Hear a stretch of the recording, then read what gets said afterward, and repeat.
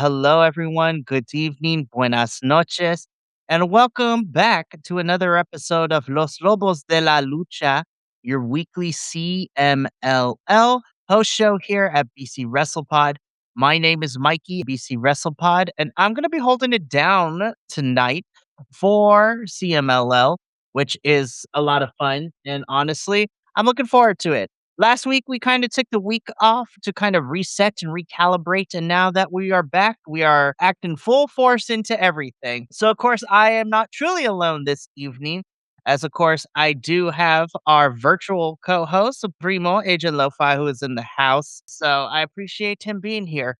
We got lots to talk about, not only in terms of this episode of, we do have some updates. We have, people not in the company no more and just announced recently that I'm going to talk about. We got a television deal in Mexico, which is really, really cool. So, yeah, we're going to get into all of that very shortly. But before we do, to get through the intro spiel, YouTube, Twitch, and Kick is where you can see us go live pretty much every day of the week at this point.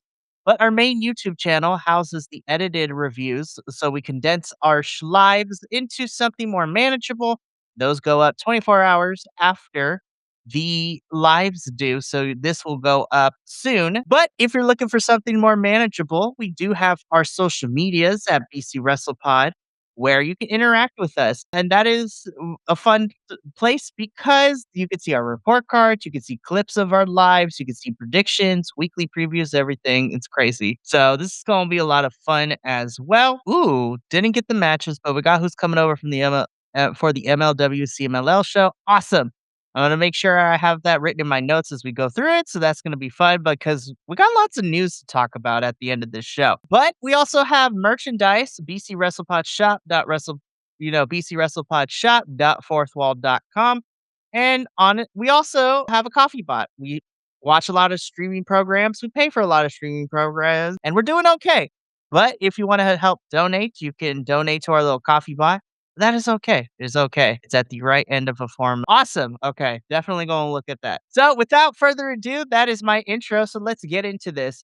So again, we're kind of like in the midst of, I say we're in the midst of back to form for Viernes Espectacular, but this week was a little bit different because we had some of our AEW folks come on over to Reina Mexico, and we're going to get into those matches as we go with it. But let us begin, shall we? We are talking about the Friday, April 3rd edition of. So let's jump into it, shall we? Because we kicked the night off with and this had, of course, the pequeños, so our small stars, if you're translating that in English. This is a tag team match. We had the team of Shock and Galaxy taking on it. So I'm not gonna lie, I don't think this match was horrible by any means necessary. I do think this was a pretty decent match.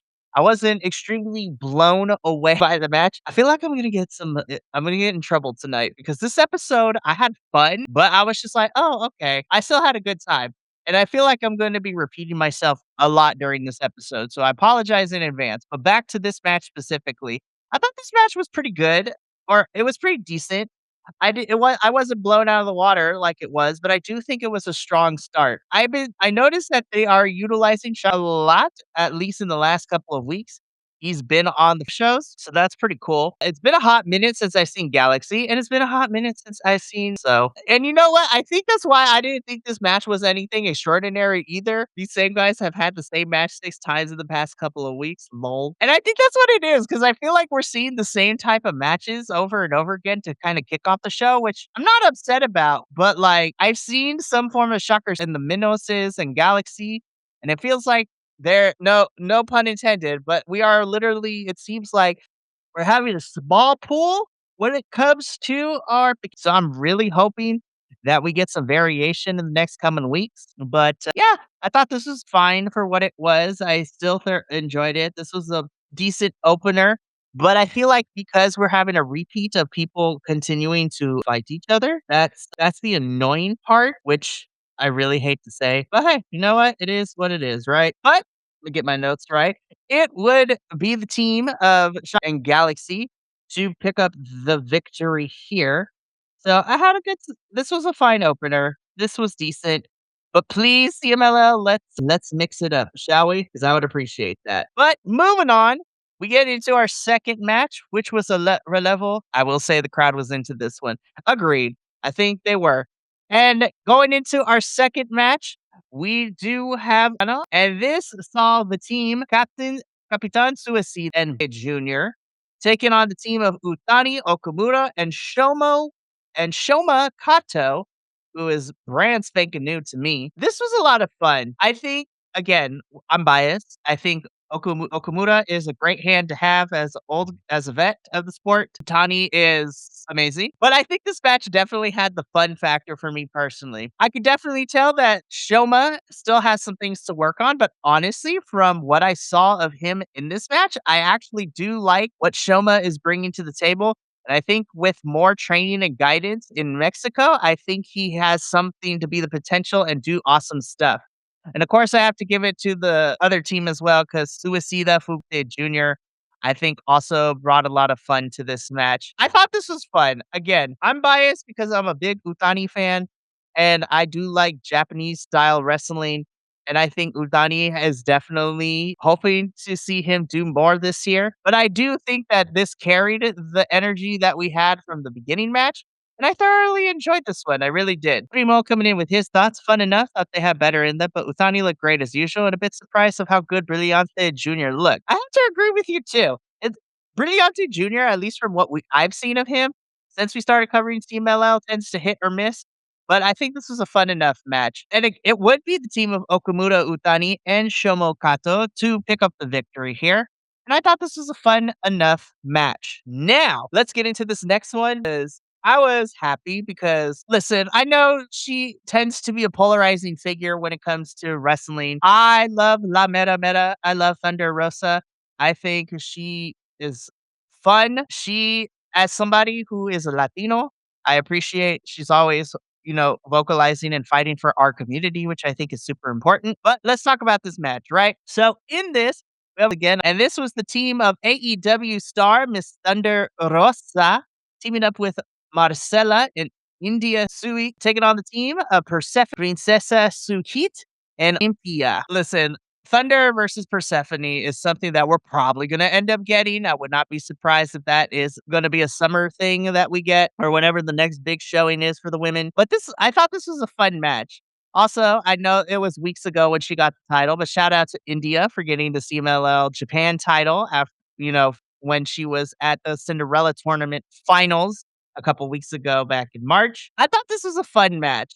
I do, and this is something I'm gonna talk more about when we get to the news section, because I feel like even though I would like to see more Amazonas matches, I do think that CMLL, at least within the last year or so, has really been picking it up with the CMLL Amazonas division, and they do have a lot of women in this from people who are moving their way up to the card to some new folks. Like, this is great. Nice seeing CMLL treat Rosa as a big deal. I agree.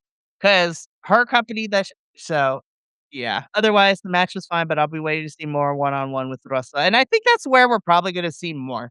Because I thought the match was fun enough, but I do think that Rosa's one-on-ones will probably be a lot better. But who knows? We'll see. I had a fun time with this.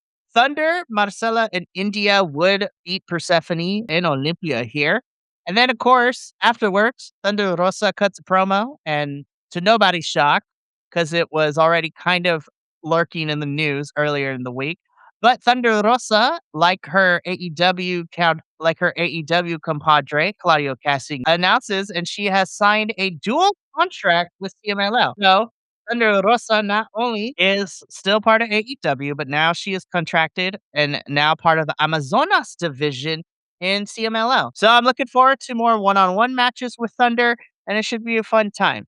I thought this match was pretty good. I mean, it was fine. It was fun. I had a good time. And Thunder being here is going to be interesting moving forward. Alrighty. So moving on, we next have our match relampago de técnicos here. So we have the baby faces, if you will, in American terms. We have a lightning match, and this is Templario versus Neon. Once again, I am biased. I like Neon. I love Templario. I thought this was also a fun enough match. Have I seen better? Possibly. But again, with the 10-minute time limit, you got to get in with what you can. But I appreciate Templario and Neon. I think that they are consistently always putting their best foot forward when they get into the ring. And I had a fun time with this one. I truly did. I think this was a fun way to get some more fast paced action going on. And again, this was a fun one, and there was some really cool stuff here. Primo saying this was fun, but I really think they have better in them. Heck, maybe they just don't click one on one. IDK, LOL. I think that's the truth. I feel like, and Primo, you could tell me if I'm right or wrong because, like, now that I'm thinking back of it and I'm looking at my notes, I still enjoyed the show as a whole, but I feel like almost every single match, people were kind of holding back a little bit, and maybe chemistry-wise, people weren't clicking the way that I thought they would. I still thought this was a fun match, but I feel like everyone was kind of holding back, and I'm trying to figure out as to why. Because no one on this, yeah, top of the card carry the show for me, yes, and we're gonna get into our last two matches here in a little bit, but I do think that while there were some parts lacking in this match, I do think from here to the end of the show, I think is when things kind of really picked up. Neon would pick up the victory over Templario, so I think this is a fun enough match. But let's get into our final two matches, which definitely were my highlights for me. The rest by no means was bad, just not memorable. No, I agree with Min. And again, I feel like maybe we could come up with a different word because sometimes when I say the word that I'm about to use, people take it into a negative connotation. But I think everything prior to this, including this match, was serviceable. It knew what it was. It did what it was supposed to. I had a fun time watching it. I'm not gonna put it on, like, my short list of, "Oh my gosh, I need y'all to watch this match for this past week because it was crazy." But it definitely felt like a paint by numbers, and again, not in a negative connotation, not in a negative way. Everyone did their job. It was fun, but it's not like I'm gonna, like, go out of my way to tell people that if you're gonna watch anything from CMLL this week, you have to watch this match. So, let's talk about the last two matches, though, because for me personally, this is where I feel like things definitely got more amped. Like, this match would have been really good for a Tuesday, Sunday show. Yeah, not a Friday show. I felt like I was watching a lot of Tuesday and Sunday show matches, which are still good, but not in Arena Mexico. Because from here, we get into our semi main event, if you will. This is the first round of the CMLL Universal Championship. So this is, the champions that are part of the históricos, so the historic or the historic champions.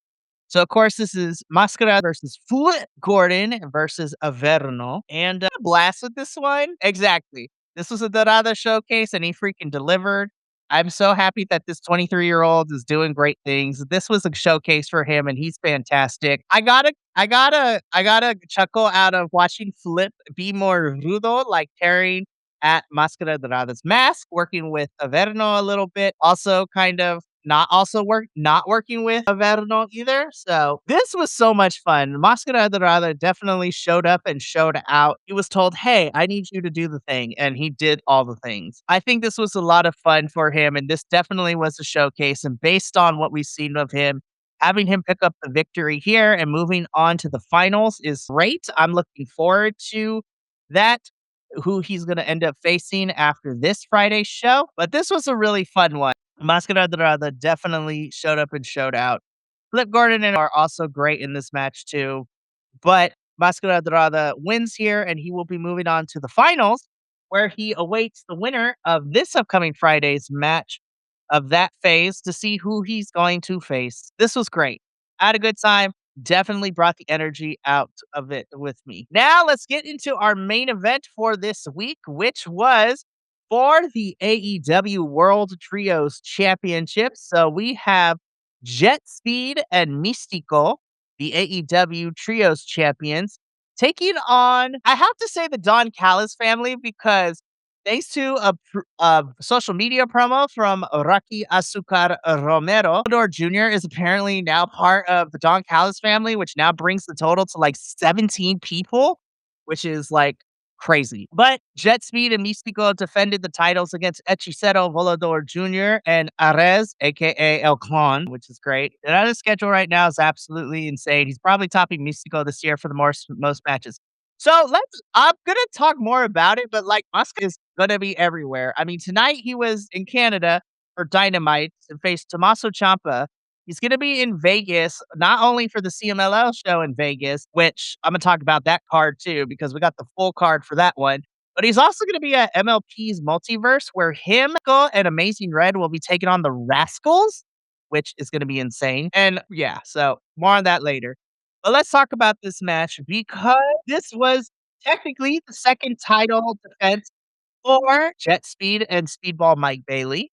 Oh, no, for Jet Speed and Mystico, my apologies. No, exactly. And that's the only gripe I had is at the beginning of the match, we were like trying to figure out what we were doing. We had a couple of mishaps, but once everybody got going, this exactly was the main event that we needed. This was the main event that we wanted. And this kind of delivered and then some as the match went on. I do appreciate that teaming with Mystico, Jet Speed was working more technical. I know the crowd was having a little bit of a tough time trying to cheer for them, but I do think that they won them over. And I mean, this was a lot of fun. No, exactly. And I think that's why this match definitely was was probably my favorite of the entire night because the crowd was absolutely bananas gonzo for this match. I think everyone did so good. I know I say this all the time if you tune into our AEW shows, but I love this or El Clan when he does like the delayed, like backwards Pele kick, like he bends over and then just jumps and he does the kick. It's great. This was so much fun. I think the crowd wanted Jet Speed to get the pin. Otherwise, they were with him. Yeah, I agreed. But Mystico does get the win here by hitting for the tap out. And Jet Speed and Mystico are still your AEW Trios World champions. This was a lot of fun. I highly recommend to everyone. This is the match I would recommend from this past Friday to go out of your way to watch because this is such a fantastic match.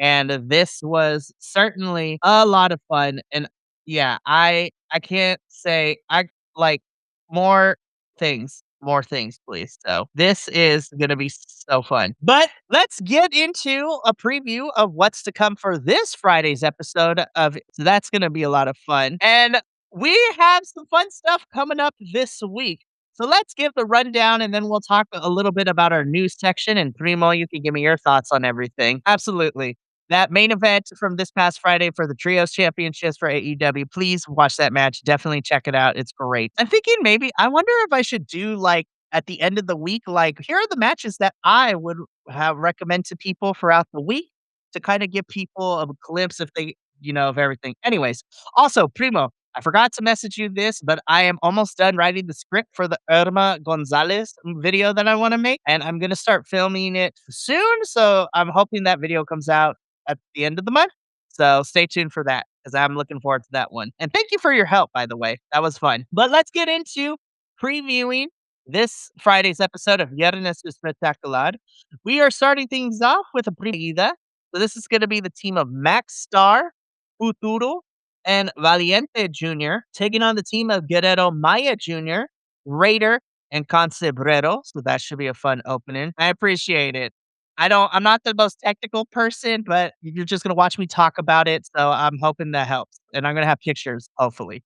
Anywho, but after that, Segunda Lucha de Amazonas, we are getting Tessa Blanchard and Gata Negra taking on Zuxis. And so I'm looking forward to seeing more Gata Negra and Kira because I think they're great. Zuxis is cool and Tessa is here. But after that, Evento and match Relampago.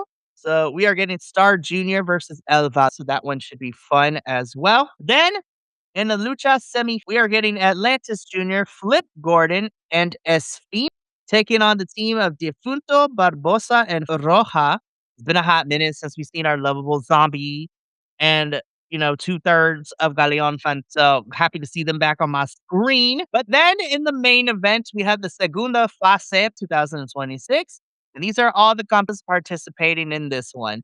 So it is me versus Yo versus Neon versus Roja versus Stigma. That's crazy. I honestly can't tell you how the main is laid out. We're all gonna find out that night. Seriously. I don't know what the rules are gonna be. We don't know who's gonna win, but I'm here for shenanigans, tomfoolery, and lucha libre. So that is gonna be fun. So I'm looking forward to this Friday's episode. Okay, so now normally we don't spend a lot of time on news, but we had so much happen this week I kind of feel like we need to discuss all the stuff that is happening in the world that regards to our CMLL folks, right? Because CMLL over the next couple of weeks is about to be on and popping. Like, there's going to be so many people jumping in and out of different shows in the next couple of weeks and in May too. So I'm just like, so let's talk about it, shall we? What do I want to start with? You know what? Okay, so let's start. Let's try to go in chronological order here. So let's talk about what I learned earlier this week and what most of us learned earlier this week. And I mean, we don't have to discuss it long because everybody else has kind of already talked about it a lot. But let's talk about it. So CMLL earlier this week put out a notice that as of April 1st, La Catalina has decided not to renew her CMLL contract and therefore has parted with CMLL. She and CMLL, according to the post, she and Catalina and CMLL have departed on good terms and they wish her well on whatever's next for her. So I was like, oh, that's kind of a bummer. But then we learn from news outlets, Fightful, and other places that Lena was not very happy with how she was being booked. And so she decided not to renew her contract. And even more, supposedly, she will be making her debut or return to this Saturday. And yeah, so I'm a little bummed to see La Catalina go. I thought she was a lot of fun. But again, you know what? She wants to head over to or what's next for her. I'm not going to say no. And I just want people to be happy where they're at and to do great things. So we'll see if she actually does appear on the AAA show this Saturday. I think everyone's going to be okay. So I'm wishing La Catalina the best as I watched AAA as well, or at least this version of it. So we'll see what happens. But I'm wishing La Catalina the best as she is moving forward in the next step of her career. Alrighty. So now let's talk about it because I mentioned it earlier with Mystico and Masca going to be at the MLP show. But during WrestleMania weekend or the week of WrestleMania, CMLL is going to be part of the Palms Slam Fest, and we have a card. Oh, she's going to be the top of the card in AAA immediately. Honestly, a good choice, even though I won't be watching. Honestly, that is fair. I just want La Catalina to be happy, and I want her to be, wherever she goes next, I'm going to support her because I like her. I really do. I think she's fun to watch. But back to what I was saying, CMLL has its own show happening during WrestleMania weekend. That's part of the Palm Slam Fest. And so we have we have 1, 2, 3, 4, 5, 6. We have 7 matches happening at this show. So I'm going to read them off. So we have a Micro Showdown. So we are going to see Que Malito keep taking on Samuel and Tang. So that should be interesting. Persephone is going to be defending the CMLL Women's World Championship against an unnamed opponent at this time. So interested to see what this is going to be about. Then what is being touted as a legendary match, Blue Panther versus Ultimo Guerrero, should be fun. Then we have the Ultimate Técnicos versus Rudos. So Templario, Espinhe, and will be taking on Arnold Jr.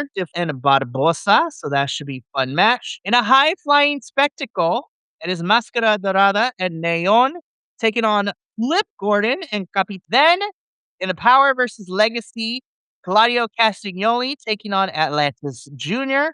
And then in the main event, champion versus champion showcase, Místico versus Hechicero. I think this is going to be a fun. I do definitely. These are all the people that could travel to the United States. But honestly, though, I'm excited, especially if this gets more eyes on CMLL. Speaking of getting eyes on CMLL, I do want to talk about this really quickly. I don't know all the details of it, but it was announced during Informa that CMLL has announced a new television deal with its live shows from Arena Mexico, setting to air on Fox Sports 2 starting Friday, April 24th. Now, that doesn't mean anything for us. Well, it could because I got cable, y'all. But good on CMLL getting a TV deal with Fox Sports 2. I think this is great. And again, more eyes on CMLL is never a bad thing. Now, if I can access Fox Sports and I just need more details, are we going to get like the live Friday shows? Is this going to be live? Do I get to save money on this YouTube subscription? But we'll see. So I'm really proud of CMLL.